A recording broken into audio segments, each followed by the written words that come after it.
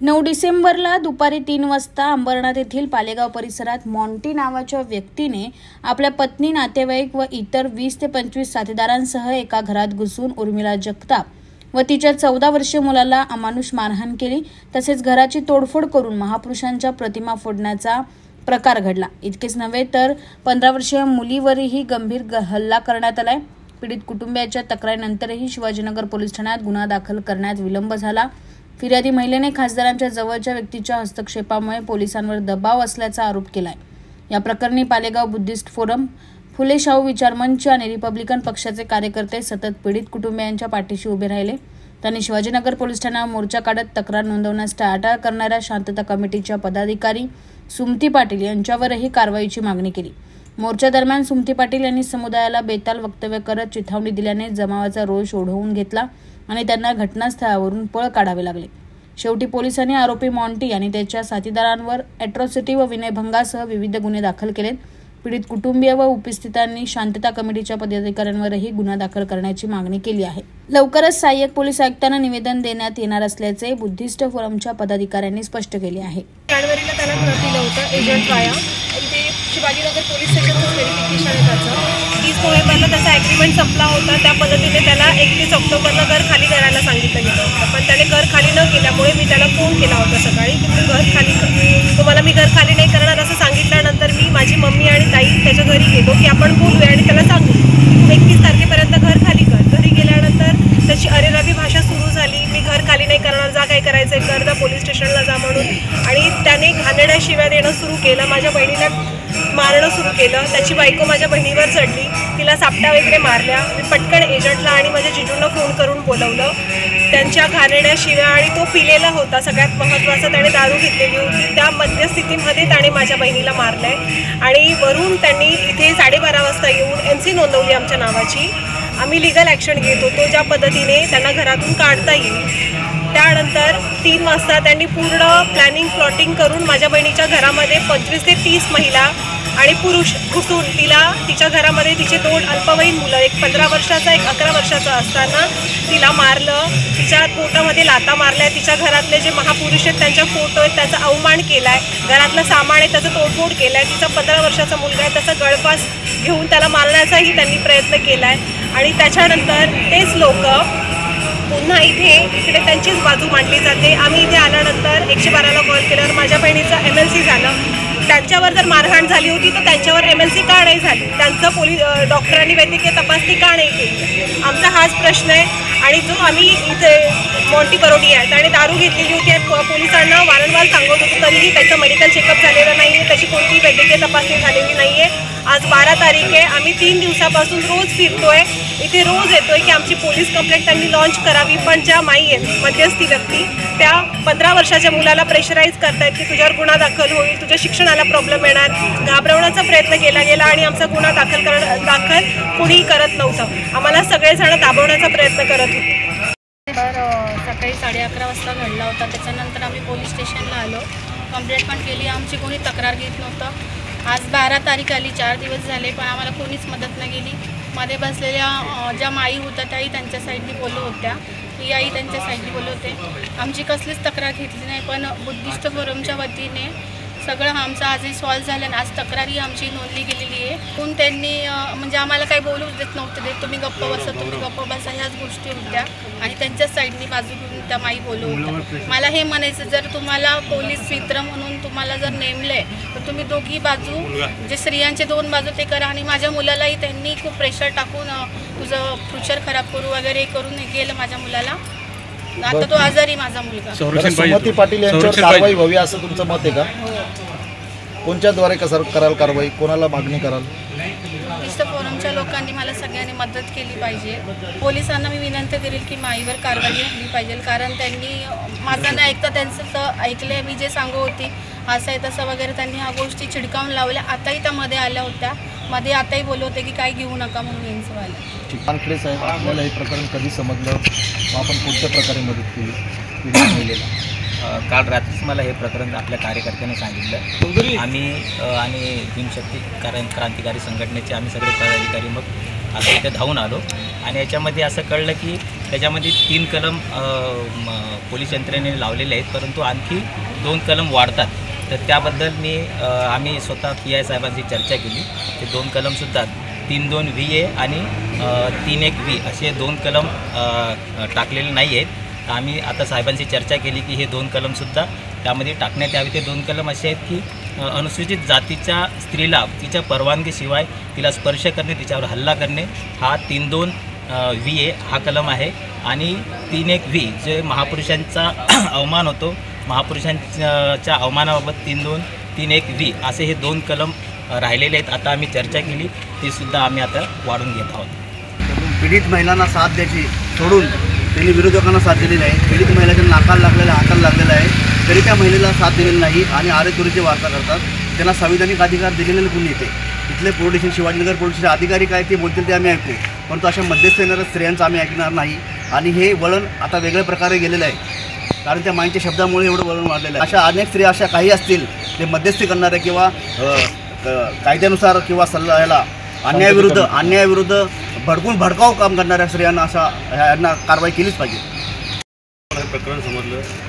जर आज जी परिस्थिती बांगलादेशमध्ये परिस्थिती निर्माण झाली, ती परिस्थिती जर आमच्या भारतामध्ये जी परिस्थिती निर्माण झाली तर कोणत्या प्रकारे आज महिला सुरक्षित आहेत. त्याच्यामुळं कठोर कारवाई व्हायलाच पाहिजे आणि ॲट्रॉसिटी अंतर्गत कारवाई 100% व्हायला पाहिजे. तर मी बुद्धिस्ट फोरम कमिटीमध्ये मी कार्याध्यक्ष आहे. जुन्या अंबरनाथ या ठिकाणी मी राहते. माझं नाव वनिता वाघ. सदरील प्रकार हा ज्या दिवशी घडला त्या दिवशी मला उर्मिला जगताप यांनी मला सांगितलं सविस्तर. तर त्यांच्यासोबत मी दुसऱ्या दिवशी लगेच सकाळी आम्ही 10 वाजता आलो. 10 वाजता आम्ही आलो तर साहेबांना आम्ही भेटलो, पण त्यांचं आत डोअर बंद करून साहेब त्यांची मिटिंगच करत बसले. जवळपास 12-12:30 वाजले. त्यानंतर साहेबांकडे मग साहेबांनी ह्या दोघींना बोलवून घेतलं, पाटील साहेबांनी, दोघी बहिणींना. तर कॉम्प्रोमाइज करण्याचीच त्यांची भाषा होती. त्यानंतर मला बोलवल्यानंतर साहेबांनी सांगितलं का तुम्ही सेटलमेंट मॅडम करून घ्या आणि हा विषय इथल्या इथंच मिटवून टाका, जास्त काय वाढवू नका. आणि यांच्या विरुद्धच मला भरपूर गोष्टी सांगितल्या की त्यांच्या मुलाने मारलं, यांनी मारलं, भरपूर मला यांच्याबद्दल खोट्या गोष्टी सांगितल्या. तर त्याच्यामुळे मी आज मागणी करते प्रशासनाकडे, जर आम्ही एखादी महिला जर घरात घुसून जर एवढे 30-40 लोक जर घरात घुसून जर एखाद्या महिलेचा विनयभंग करण्याचा प्रयत्न करतात, महापुरुषांचे जर फोटो प्रतिमा जर पायाखाली तुडवतात, तर अशा लोकांना वेळीच आपण ठेचलंच पाहिजे. आणि हा बौद्ध समाज यांना वाटलं असेल हे शांततेत आणि शांत बसलेले आहेत, पण तसं याच्या पुढे चालणार नाही. आज मी स्वतः 3-4 दिवसापासून उर्मिला सोबत आहे आणि आज आमचे सर्व बांधवही आमच्यासोबत आहे. तरी प्रशासनाकडे मी मागणी करते की उर्मिला आणि तिच्या बहिणीला योग्य तो न्याय मिळायला पाहिजे. बरं, आमदार आहे इथं, सत्ताधारीच्या पक्षाचे कार्यकर्ते आहात तुम्ही, खासदाराचा एक जवळीक सचिव त्याने सतत या प्रकरणाला पाठपुरावा करत एवढं दिरंगाई केलेली आहे, तर त्याबद्दल तुम्ही काय व्यक्त करा? माननीय श्रीकांत शिंदे खासदार साहेब यांचे जे स्वीय सहाय्यक आहेत दरेकर साहेब, ते तसं नेहमी सहकार्य सर्वांसाठी करत असतातच. जो बॉन्टी नावाचा व्यक्ती आहे याने फक्त दरेकर साहेबांना एकच गोष्ट सांगितली, एकच बाजू सांगितलेली आहे. त्यांनी केलेल्या चुका ते सांगितलेल्या नाही आहेत. त्याच्यामुळे दरेकर साहेबांना अर्धीच माहिती असल्यामुळे त्यांनी त्याच्या जास्त दरेकर साहेब आता पाठपुरावा करत आहे आणि योग्य ते साहेबांचा पाठिंबा आमच्यासोबत आहे. बरं निकम भाऊ, तुम्ही काय सांगाल? 3 दिवसापासून इथे जमावाला घेऊन तुम्ही उपस्थित आहात.